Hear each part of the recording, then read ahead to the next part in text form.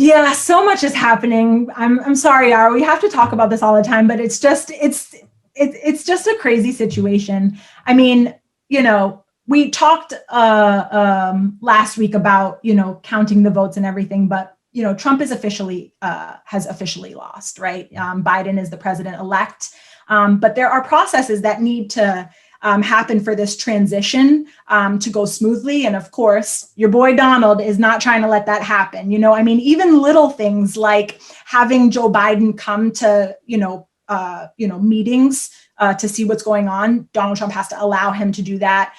Those types of things aren't happening. But I mean, on the other side, kind of let's put Donald Trump to the side with his QAnon folks, right? On the other side, we're seeing within the Democratic Party, there being questions of what a Biden presidency, is going to look like.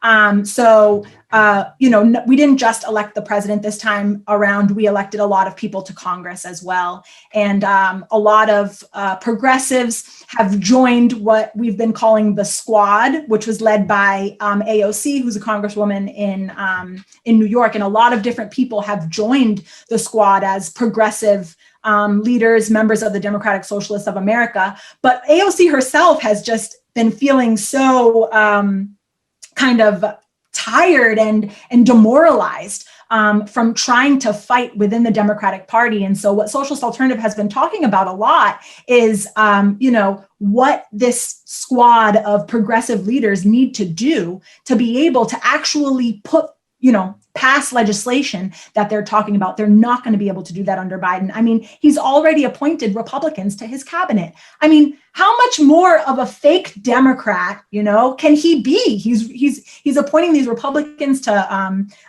lead the work. And so, we've been able to have really good discussions with people about this, what it's going to take to have an actual progressive next 4 years. And it's going to take these progressives actually leaving the Democratic Party. Yeah, and I think, I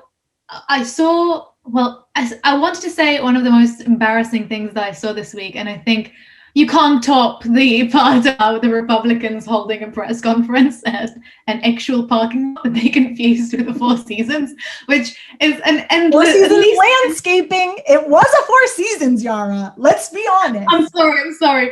I'll get the t-shirt next time. But I think that there's at least, if we need to talk about the election constantly, at least it's an endless resource of hilarity, okay? But on the other side of ridiculous, but maybe not as funny, is seeing the Democrats already blaming the result. Obviously, Biden won. Even though Trump is trying to pretend like there's still a chance for him, Biden won. But if you look at the Congress, like you said, there wasn't it wasn't great for the Democrats at all. And generally with this election on all fronts, the Democrats have not done as well as was predicted or as they thought they would. And you're already seeing them blame socialism for it, saying that you can't... Well, they shouldn't blame socialism, Yaara. Did you see the breakdown of who didn't get elected and who did? Everybody who's against Medicare for all didn't get elected. And everyone who is for Medicare for all did get elected. I mean, it just shows that the American people are wanting progressive change. We talked last week about how in places where they voted for Trump, they still passed a higher minimum wage. They still passed, a tax the rich legislation. I mean, what is wrong with these Democrats? If you just take up the legislation that the people want, clearly they'll vote for you. And it's also crazy because we can all see it. Like this information is not hidden anywhere. It's out there. We can see why people are voting for people, and we can see what positions the people that were voted in have.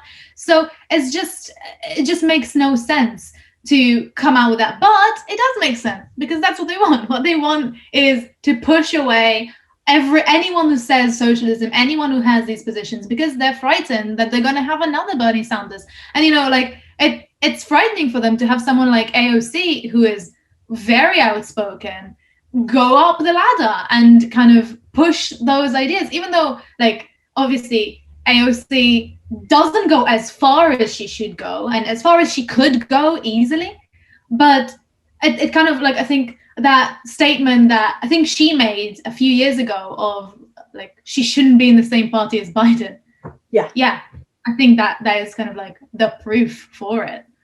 And lead the way for the working class to a new party, something outside of the Democrats. And I mean, even on a local level, our favorite socialist in office, Shama Sawant, has proven that is possible. You can do that. You can run a successful campaign and be held accountable by the people who voted you in, as opposed to large corporations. AOC, Bernie Sanders, Julia Salazar, all of these people are in the best position to do that. And they won't. They keep their foot in the door of the Democrats. Yeah, and I think obviously everyone is kind of like breathing a sigh of relief with the result. I mean, for now, we don't know how far Trump is going to take it, but we see like kind of the Republicans either shutting them out about it or kind of giving them very silent support.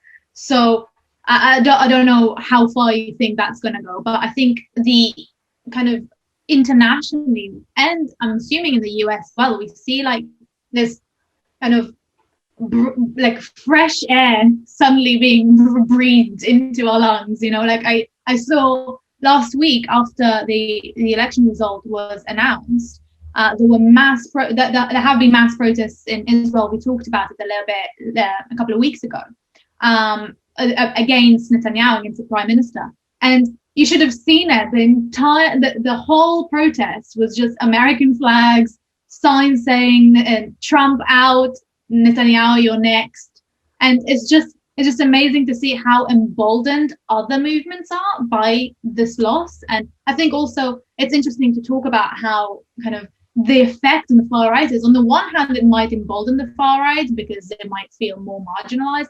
But on the other hand, hopefully they will be marginalized. And if there is this, new movement, new party that can take on that vacuum on the left, they can build a party that's not a corporate party, that's a real workers' party, then there could be an actual fight, not just against the people on the far right, but also against the ideas of the far right. There are, like we said about the conspiracy theories, like there are going deeper and deeper because there's no other explanation, because no one else is saying what the actual problem is and what actually needs to be done.